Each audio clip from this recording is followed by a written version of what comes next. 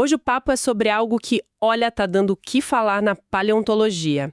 A primeira datação direta de um ovo de dinossauro fossilizado. Imagina! Isso aconteceu lá na China. A notícia saiu quentinha num artigo da Nature, agora, 11 de setembro de 2025, falando de um estudo da Frontiers in Earth Science. E a nossa missão aqui é, tentar entender como essa técnica nova funciona, por que ela é tão importante assim e, claro, o que isso pode significar. E as polêmicas, né? Sempre tem. Ok, então, vamos mergulhar nisso. Pra gente começar, é bom situar onde foi isso. Xi'an, na China. Lá é um lugar famoso por achar muito ovo de dinossauro. Muitos mesmo. Dezenas, centenas. Só que tinha sempre aquela dúvida, né? Qual a idade exata deles?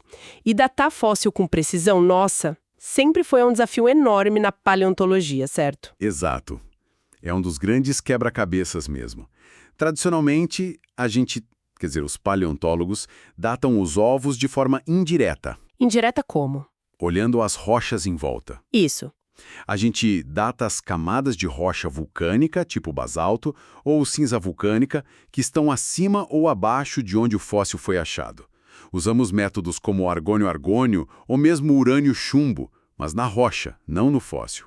É como tentar adivinhar a idade do recheio olhando a data de fabricação do pão do sanduíche, sabe? Boa analogia. E qual o problema disso? A limitação principal é que a rocha e o fóssil não são necessariamente da mesma idade exata. A camada de rocha pode ter se formado milhares ou até milhões de anos antes ou depois do ovo ser posto e soterrado. Isso cria uma margem de erro, às vezes bem grande, e atrapalha entender detalhes finos da evolução ou de uma extinção, por exemplo.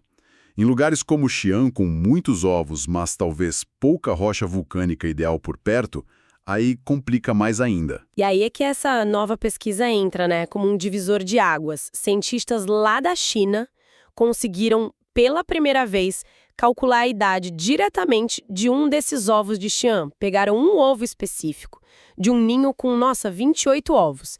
E o resultado? Aproximadamente 85,9 milhões de anos, Cretáceo superior. Mas o como eles fizeram isso? Aqui a coisa fica realmente interessante. Usaram lasers, feixes super finos. Basicamente, o laser vaporiza pedacinhos minúsculos de minerais que se formaram na casca do ovo durante a fossilização. E nesse vaporzinho, eles analisam os átomos, chumbo e urânio. Parece coisa de filme. Exatamente. É física pura aplicada de um jeito muito engenhoso. A técnica por trás é a datação urânio-chumbo, ou UPB. É um método super robusto em geologia, mas aqui é aplicado de forma, digamos, inovadora. O princípio é o decaimento radioativo. O urânio, alguns isótopos dele, como o 238 e o 235, ele não é estável.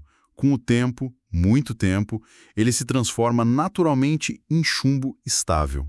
Chumbo 206, 207. Tipo um reloginho atômico? Perfeito. É um relógio geológico.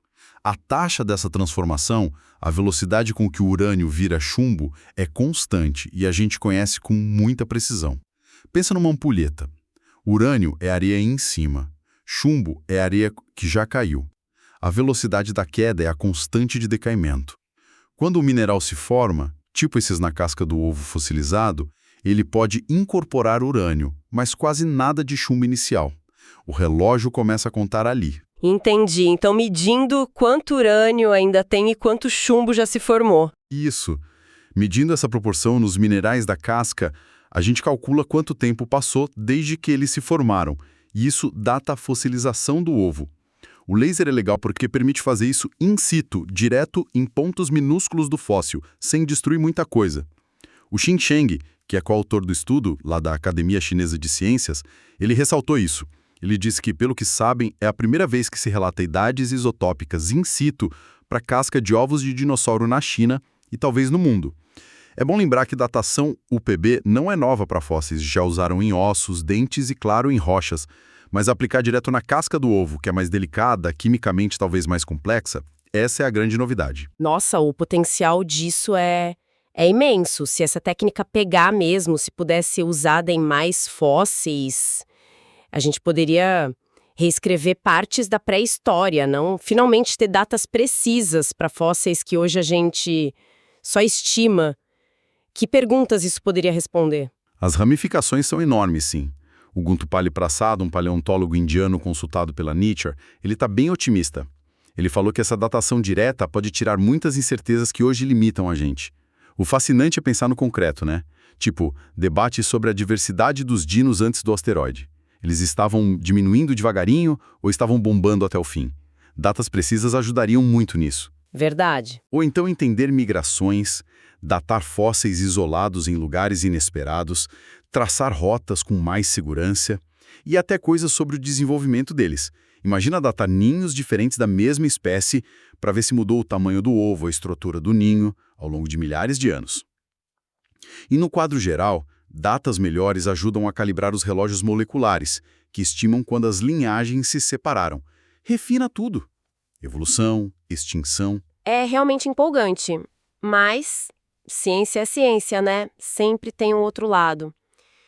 Uma ferramenta nova assim tão poderosa, ela vem com um escrutínio forte. Nem todo mundo comprou a ideia de cara, certo? Tem um certo ceticismo. Com certeza.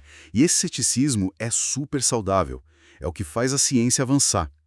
Uma voz importante nesse debate, citada na Nature, é a da Susanna Maidment, lá do Museu de História Natural de Londres. Ela levantou uma questão bem pertinente sobre um processo chamado diagênese. Diagênese, o que é isso? Diagênese são todos os processos físicos e químicos que alteram o material, tipo o ovo depois que ele foi enterrado, mas antes de virar rocha ou fóssil que a gente encontra.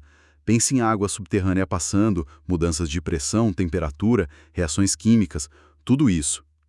A preocupação dela é: será que esses processos não alteraram a química original dos minerais da casca do ovo que eles analisaram? Faz sentido. E como isso afetaria a datação? Afetaria tudo. Pensa no nosso relógio urânio-chumbo. E se, milhões de anos depois do enterro, passou um fluido ali e adicionou mais urânio nos minerais da casca, ou tirou um pouco do chumbo que já tinha formado? Isso ia bagunçar totalmente a proporção UPB. A idade calculada hoje não seria a idade real da formação.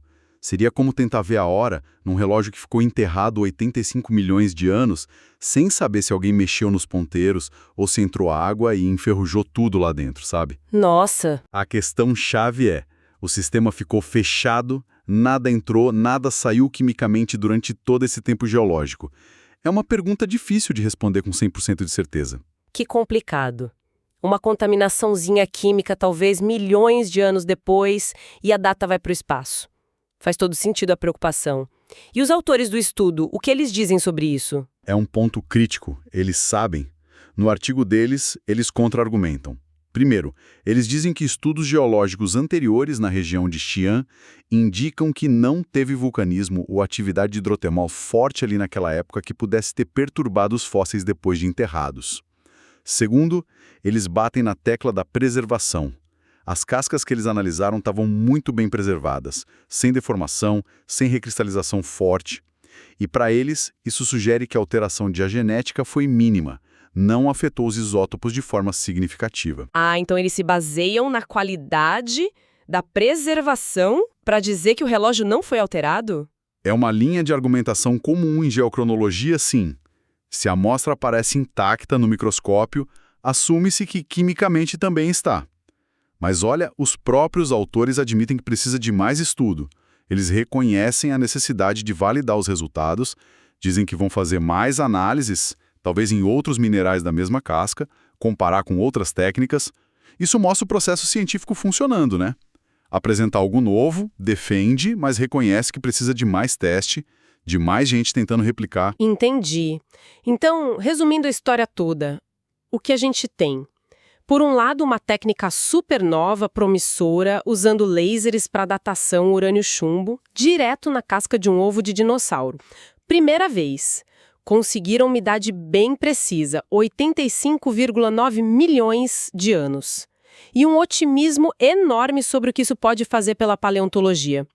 Por outro lado, tem o pé atrás da ciência, questionamentos válidos sobre a tal da diagênese, a necessidade de mais pesquisa, mais validação. Exatamente essa a fotografia do momento. E a relevância para quem nos ouve é justamente ver a ciência acontecendo. Não é uma verdade que cai do céu. É um processo, um diálogo, às vezes um debate forte entre dados novos, métodos novos e a crítica da comunidade. A gente está vendo o nascimento de uma ferramenta que pode ser revolucionária. Se ela se provar robusta, confiável, nossa, o impacto vai ser gigante. Datação precisa é a espinha dorsal da paleontologia. Mudar uma data pode mudar tudo sobre quando um grupo surgiu, quando sumiu, como era o ecossistema, o que causou uma extinção. É por isso que a busca por datas melhores nunca para. É o que move muito da pesquisa. Isso deixa a gente com uma provocação final, né?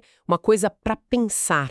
Se essa técnica de datação direta a laser, UPB in situ, em fósseis realmente vingar, se ela for confiável e aplicável em mais coisas, talvez até em ossos, dentes, que debates antigos da paleontologia ela poderia finalmente resolver? Aquelas discussões de décadas e, mais ainda, que coisas totalmente inesperadas sobre a vida dos dinossauros poderiam surgir só por a gente ter um calendário pré-histórico muito mais preciso. Fica a pergunta no ar. E com essa reflexão, a gente encerra a nossa análise de hoje. Se você curtiu essa exploração e quer continuar mergulhando fundo no conhecimento com a gente, não esquece de apoiar nosso trabalho. Curta esse conteúdo, compartilhe com seus amigos, suas amigas, todo mundo que adora ciência e descoberta. E o mais importante, se inscreva no canal Zeimans. Assim você não perde nenhuma das nossas próximas análises aprofundadas. Sua participação é super importante para a gente continuar trazendo essas discussões. Muito obrigada pela companhia e até a próxima!